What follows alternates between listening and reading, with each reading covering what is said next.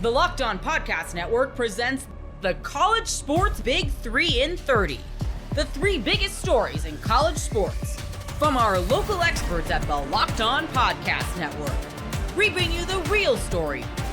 Why it matters, what's next, who wins the big game, and more, all in 30 minutes. The College Sports Big 3 in 30 starts now with the biggest story in college sports. Drew Allar as a dark horse Heisman contender. You are Locked On Nittany Lions, your daily podcast on the Penn State Nittany Lions. Part of the Locked On Podcast Network, your team every day. The passing attack. Why is it improved and how it makes Drew Allar a dark horse Heisman contender? I'll briefly state it, but Kyle, you think that Drew Allar is going to get invited to New York. I don't see it from the sake of volume. I think the efficiency is going to be there. I think that Allar is going to be a phenomenal quarterback when it comes to the analytics, what Pro Football Focus says, QBR, but I don't know that he's going to have the volume to justify an invitation to NYC. You say different, though. I absolutely do, Zach. And again, thank you for having me on. Here's my foundation of the argument, and then I'm going to extrapolate it a little bit. Last year, the concentration of targets went to tight ends and backs out of necessity. Okay, when you look at what Tyler Warren was doing, it's hard not to ignore him. And we can all sit here and argue that Tyler Warren may have had the most valuable season by an offensive player by any Nittany Lion here in the 21st century. That goes with Larry Johnson and Saquon Barkley in the conversation. Yeah. But we all know how bad the wide receivers were a season ago. Drew, through 16 games last season, had 30 touchdowns responsible for, 24 in the air and 6 on the ground. Yeah. So, and look, we sat beside her. We watched a few of those drops from the receivers that should have been touchdowns last season. So what I'm looking at is a couple of things. Number one, I don't think the volume's going to be in the high percentage throws to the tight end this year like it was a season ago. Khalil Dinkins and Luke Reynolds and Andrew Rappleyea will get their looks, but not to the same volume Tyler Warren did. I think, secondly, you got to be able to feed these receivers and distribute it to them. And, quite frankly, I think even beyond the big three that are in there, I think you're going to see some Kobe Howard and Tyseer Denmark in there. I feel where – and keep this in mind, prior to the Big Ten championship game, Drew Allar for the season, so through Penn State's first 12 regular season games, completed 71.6% of his passes. This is despite how poor that wide receiver unit did last season. So in my estimation, when you're saying, hey, how is he going to New York? If Penn State's undefeated, I'm thinking at worst, Penn State's a 12-1 team after the Big Ten championship game.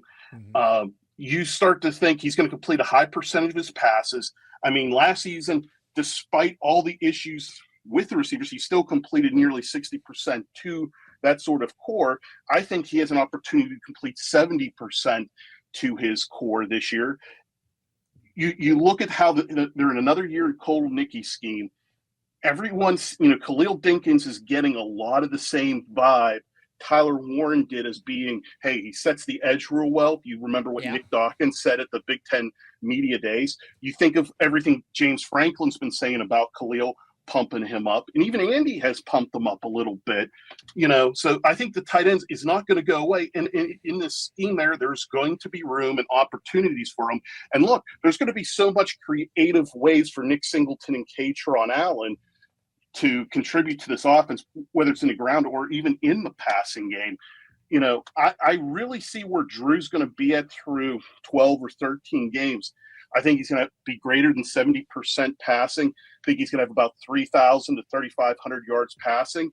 And I'm going to see him at about 35 touchdowns responsible for. And that's what I mean. Is that enough to get him an invite when you're going to be going up against players that are just going to have over 4,500 yards and I do think of a Garrett Nussmeier where LSU, we'll see, are they going to be 8-4, 9-3, 10-2, but they're going to sling the football a lot. They're going to be in some close contested games. When I look at what Penn State's doing, they're going to be winning and winning by a lot. Aside from Ohio State and Oregon, they're going to be in positions where they're going to run the football.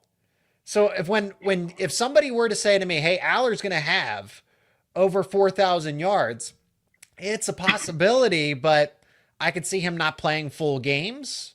I could see him handing the football off to not one but two superstar running backs this season.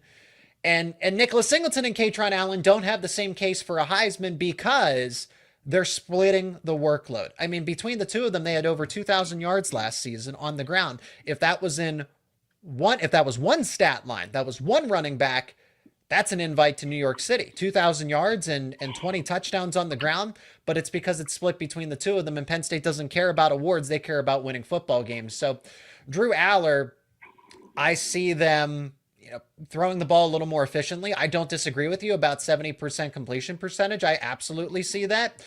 The yardage total, probably more than, I don't know that I can push it to 4,000, excuse me. I think 3,800. But do those numbers really win you a Heisman in this day and age? For Carson Palmer, you do. Back in the early 2000s, but not in 2025 when, yeah, you could have a quarterback that's going to throw possibly over 5,000 yards this season somewhere. So here's what I'm gonna rattle off you. Two quarterbacks a season ago got to New York. Cam Ward got there because, I mean, Miami just flat out slung the football. That's what I'm saying. Okay. Penn State's not going to do that. All right. So and he finished, I believe, third in Heisman voting. Mm-hmm. But Dylan Gabriel got to New York and got the invite, finished fourth in Heisman voting. And here were his numbers going into New York.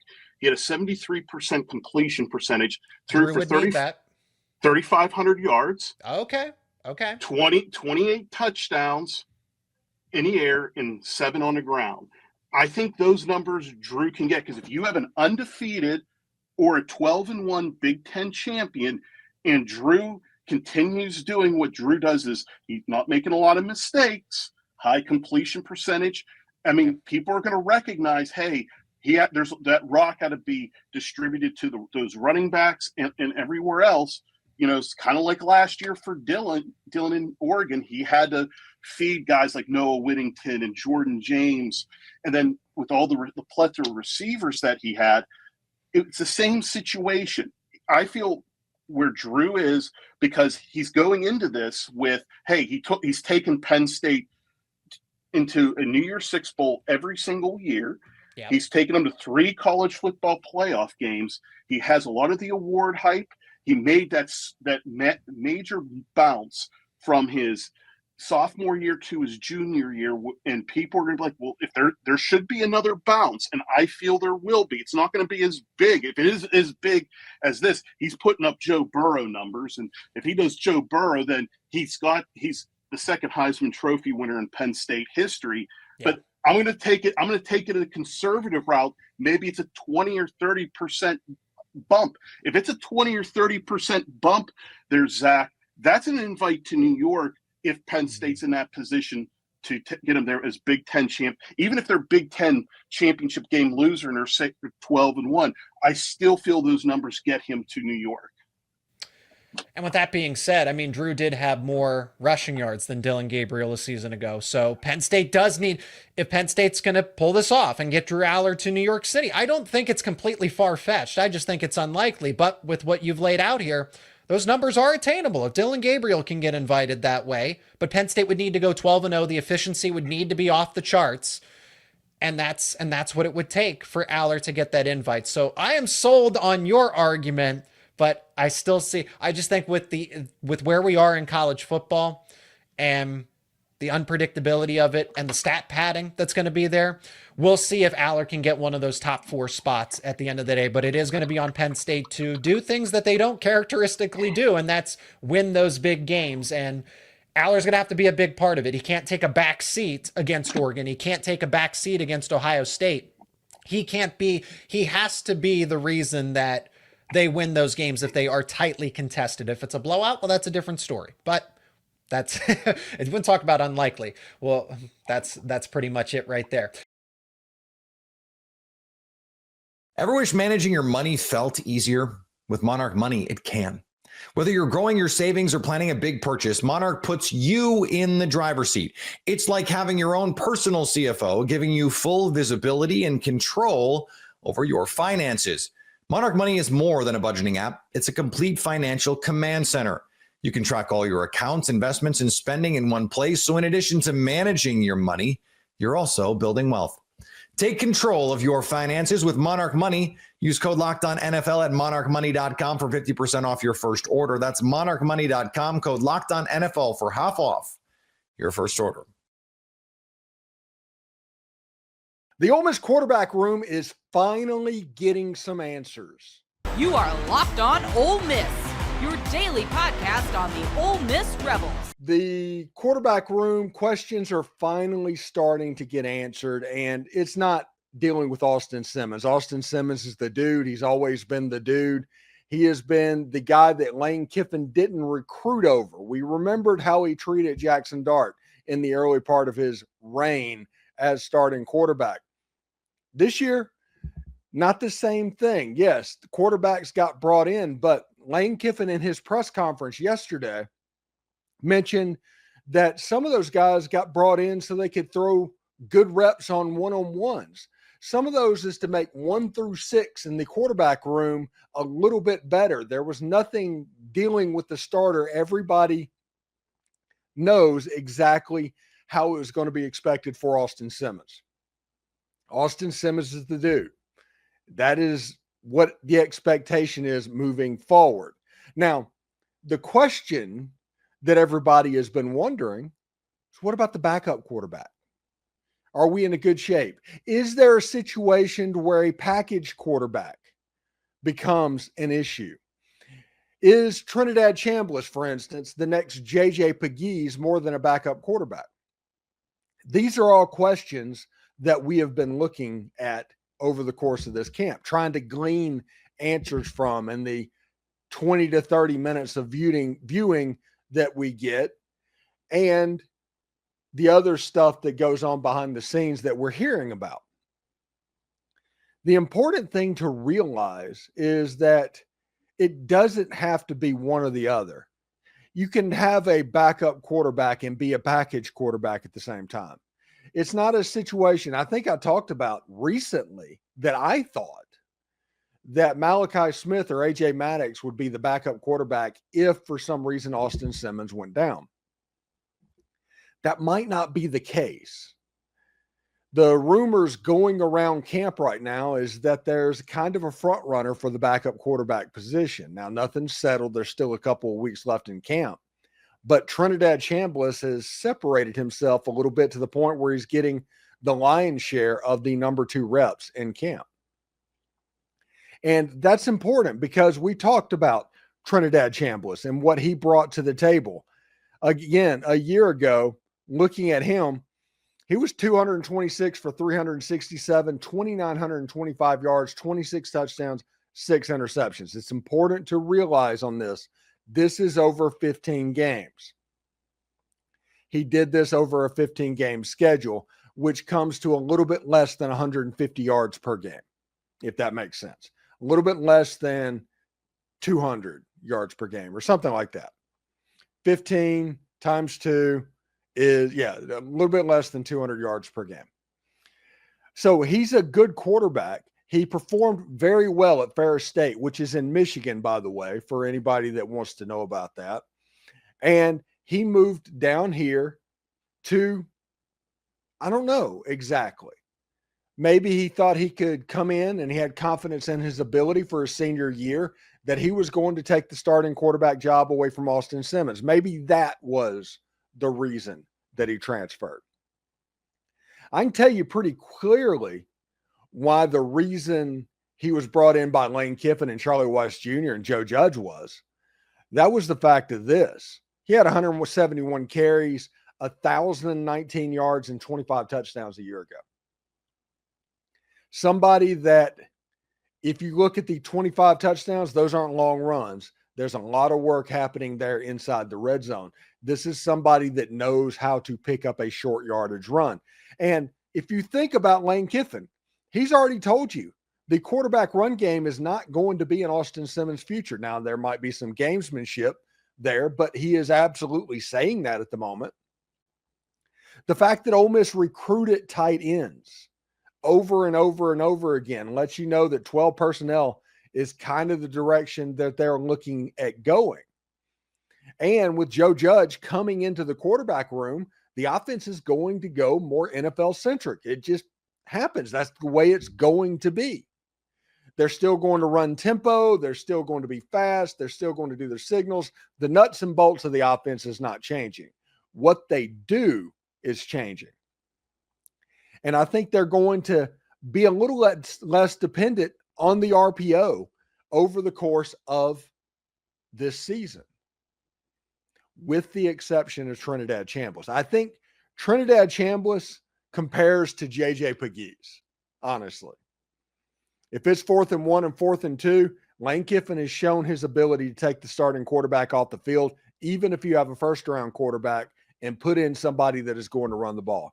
I think Trinidad Chambliss is going to be a package quarterback for Austin Simmons. It's going to look really similar to Chris Leak and Tim Tebow, honestly, as far as the distribution. Chris Leak did the lion's share of the work over the course of that season, but Tim Tebow did some specialty type stuff as a true freshman. This is before he won Heisman trophies and things like that. It was just a little bit different. It looked different. It gave the defense something else to think about and prepare for. And that's the important part about all of this, in my opinion. Giving the defense something else to prepare for. I talk about all the time how simple the Ole Miss offense is. It has to be simple with them going as quickly as they are. The more complicated it's going to get, the more slow it is going to become. The faster it is, the simpler it is. That's just the way human nature works. So with Trinidad Chambliss, it adds a little bit of complexity to this offense. Ole Miss's offense do different things in the pass game that keeps cornerbacks guessing. This is going to keep the front seven busy, and also they're not necessarily going to be able to inside run on Kejuan Lacey, Logan Diggs, Shakai Mills-Knight, Damian Taylor, those guys, because they are going to worry on goal line and short yardage. That is going to be Trinidad Chambliss, with them running a semblance of the Lane Kiffin triple option. I think it could look really interesting. I think Austin Simmons is going to throw for a ton of yards, but I think this offense has a chance to look different. And with the questions being answered in the quarterback position, different might be a pretty good thing, honestly. So we'll see exactly how that goes. Anyway, tomorrow marks the most important day of the Ole Miss season so far. We've all been there, logging on early and waiting forever for concert tickets to go on sale, only to lose your spot for a show you've been dying to see. Live music should be about making memories, not dealing with the stress of ticket shopping. That's where Gametime comes in. Gametime makes getting concert tickets faster and easier than ever. Prices actually drop as it gets closer to showtime, and you can save up to 60% off with their killer last-minute deals. With Gametime, the price you see is the price you pay. No hidden fees. Take the guesswork out of buying concert and show tickets with Gametime. Download the Gametime app, create an account, and use code LOCKEDONNFL for $20 off your first purchase. Terms apply. Again, create an account and redeem code LOCKEDONNFL for $20 off. Download the Gametime app today. Last-minute tickets, the lowest price, guaranteed. You are Locked On Louisville, your daily podcast on the Louisville Cardinals. Card Nation vibes are high. I'm excited for this Friday. We are rocking the vintage 502 City Louisville City shirt. Louisville City in action this weekend at the FAM.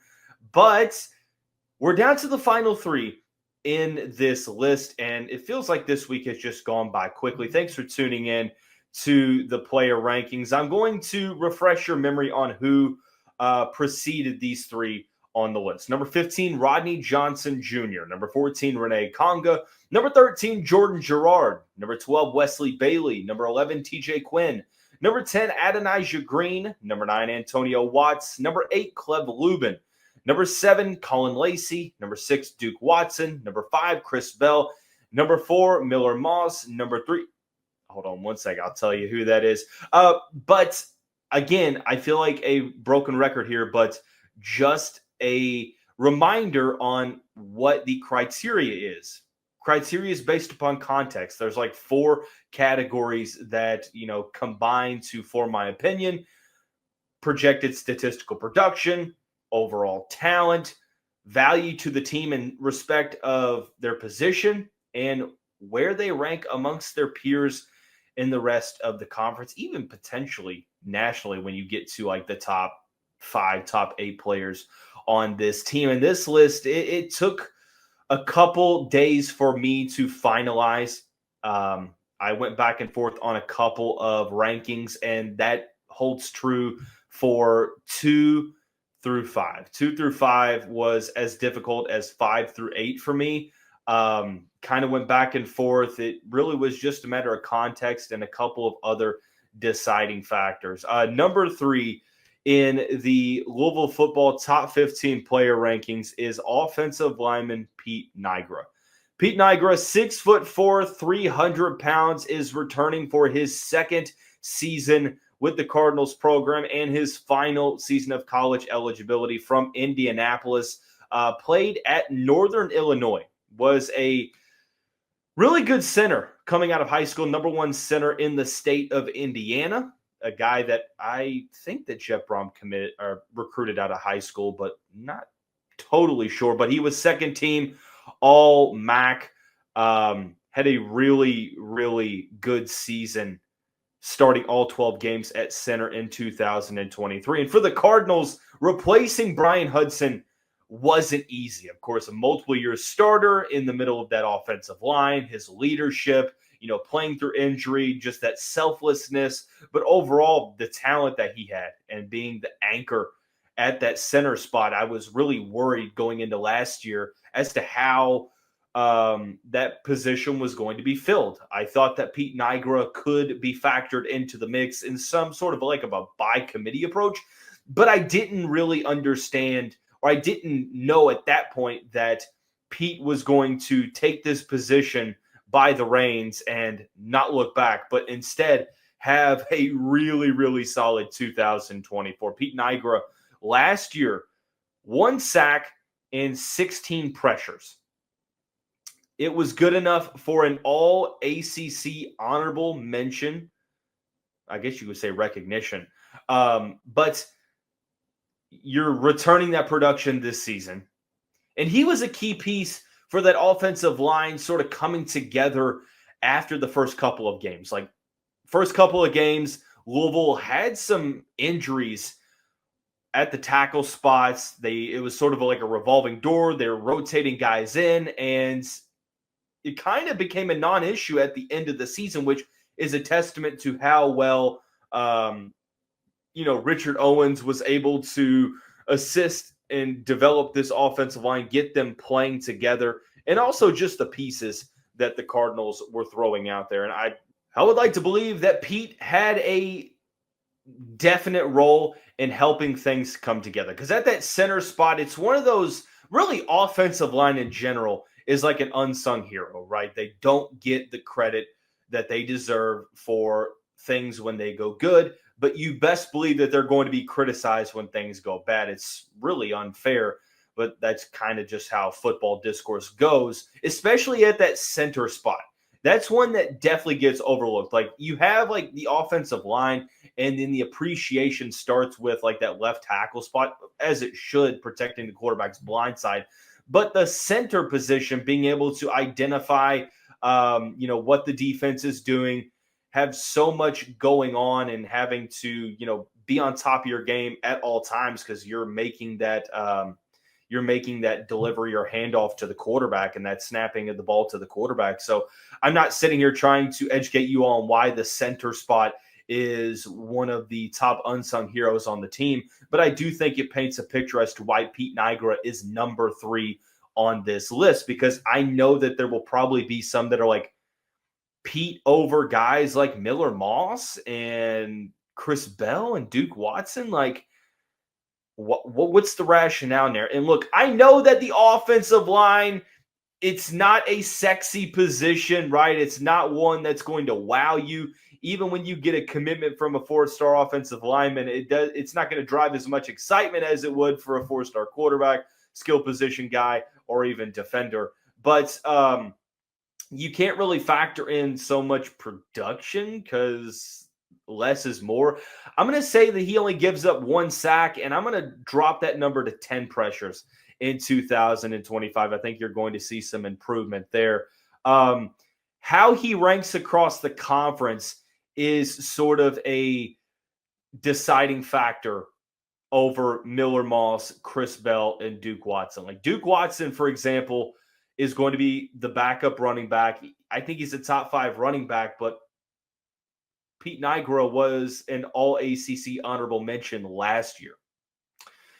You got Chris Bell, who Chris Bell could make an all-ACC team, but at this point, Pete is probably the safer selection. And then Miller Moss, I think it's going to be really challenging for him to be an all-ACC guy because you have, Cade Klubnik, who's going to be sort of the ACC media darling this season, and some other players. So Miller's got to be head and shoulders above other quarterbacks just to be thrown on this list. So you've got the connection or the relation to the rest of the conference. I think he's going to be very good statistically and not allowing many sacks or much pressures. The value to the team, of course, the center position it can't be overstated. Like it is extremely important to the team. And then like the overall talent, that's where it's hard to kind of compare because it's like apples to oranges. But Pete Nigra is a guy that can be really serviceable in run protection, but also great in pass pro. So there's a lot to like about what he brings to the table, and having that continuity, a guy that's going to be able to come in and keep that spot and hold down the fort all season long to where you're really not going to have to worry about it. You're not going to have to worry about the level of play in which he's going to have. I mean, I know it might not necessarily be like I said, the sexiest selection, but on this show, we value offensive linemen very highly. And if you remember last year, Michael Gonzalez was a top 4 ranked player on this team. I want to say he was top 3 with Ashton Gelati and Quincy Riley. So second straight season that an offensive lineman factors in to the top 3.